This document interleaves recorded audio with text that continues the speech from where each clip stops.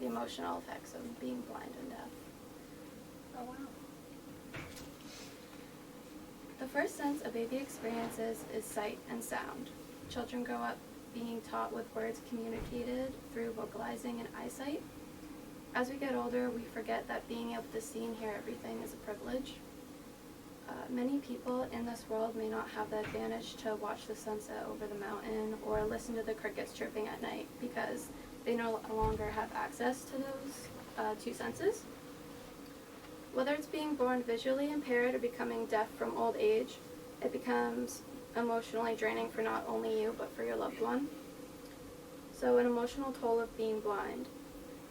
According to the article on statistics about how many deaf people are there in the United States, claims that people with severe hearing impairment, included with those who are deaf, 9 to 22 people out of every 1,000 have a severe impairment or are deaf.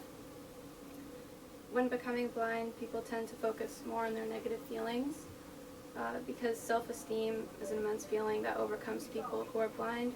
They think of themselves as broken or outcasted.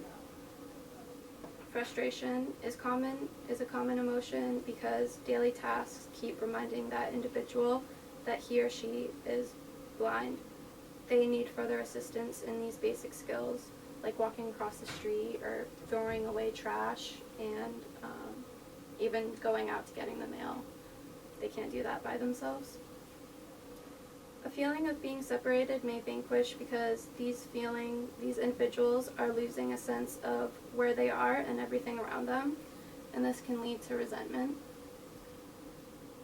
But people who are born blind do not always have a lot of negative emotions if they are compared to people who weren't born blind, because they don't understand the concept of what a pencil looks like. They only have the feeling of it, and they can't comprehend how the moon glows at night, so they can't compare what they're missing out on. But there are positive reinforcers. According to the article on what it means in the mind of a blind child, it states that instead of saying, "I wish you could see the birds out the window," you can say, "Do you hear the birds singing? They sound beautiful." And this calms them, and as you try to describe what you're seeing, they can try and picture it. Support groups are helpful because it lets the individual understand that they are not the only ones who feel alone in the darkness and their daily frustrations.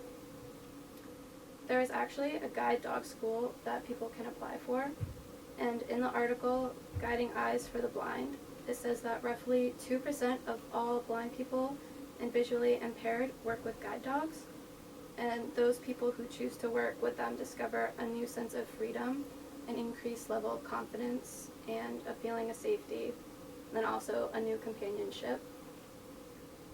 What you as a friend or family member may be feeling. Even though you still have functioning hearing and eyesight senses, it can be a tough time for you and family members. People may experience denial when a family member has lost their sight, and they pretend that it's not happened, and they become depressed because they miss that independent feeling of not always having to take care of someone. Loved ones become concerned about the individual's safety, and this can lead to smothering and always, "Here, let me help you, let me do this for you, let me do that." And that's when to ask a professional to train that individual to facilitate good skills on how to do things on their own. According to the article, when someone you know goes blind, it says that 15 to 20% of all blind adults learn to read Braille.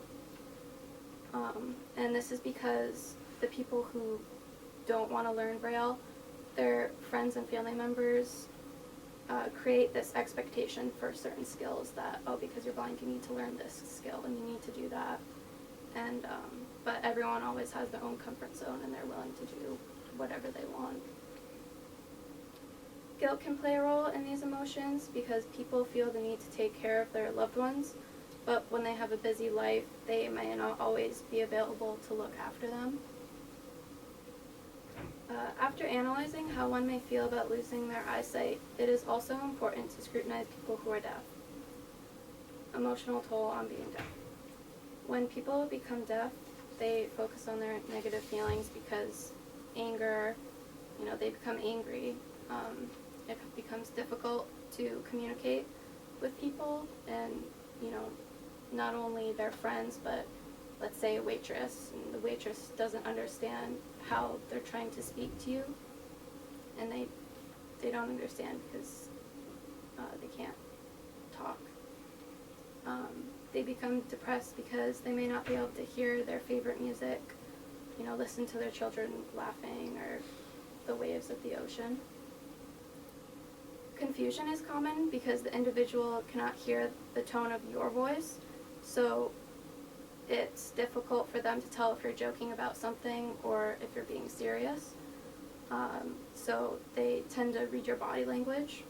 Like if your eyebrows are furrowed, they may think that you're mad at them or mad about something, when it could be totally the opposite. You could just be telling them a story and they don't understand it and they can't comprehend it. But positive reinforcers are learning to let go of that built up anger. There's really nothing that they can do to change what's happened to them. So learning to accept what has happened and make it as positive as possible is a really good reinforcer. Enjoy and value what we do not need to hear in life, like art and nature, and also reading. Learning sign language with your loved one will not only be useful in communication, but it shows how dedicated you are to them. The individual may still be upset that they cannot listen to their favorite songs anymore, but instead of listening, you can direct them that they can feel the vibrations in the music, and even though they can't hear it, they can still feel the beat of it. According to the article, Glad to be Deaf, it lists these reasons on why people are glad that they cannot hear anymore. There's a couple quotes. I don't have to listen to my mom nag at me anymore. Or I don't have to wake up to my husband snoring. Or even if I'm in a public restroom, I don't have to hear other people doing their business. And adding a sense of humor definitely lightens up their mood and distracts them a little bit from reality. What you as a friend or family member may be feeling. Denial as a family member, people tend to ignore the fact that the individual can't hear anymore because it's too painful for them to acknowledge. Anger is an emotional role because if people do not make eye contact with the individual as they speak, they think that they're ignoring you. And then someone's home may have special equipment like flashing light doorbells, a vibrating smoke alarm, or even subtitles on the TV. And this for some families may be relieving because they don't have to worry as much if they leave them at home. They kind of know that they're all set and taken care of a little bit. But for some other families, it's a symbol for losing their hearing, and they don't want to accept that, so they don't allow any of that in the house because they're still personally going through that tough time in their life. Being overprotective, especially if you have kids or teenagers who are deaf, they want to be independent and have fun with their friends.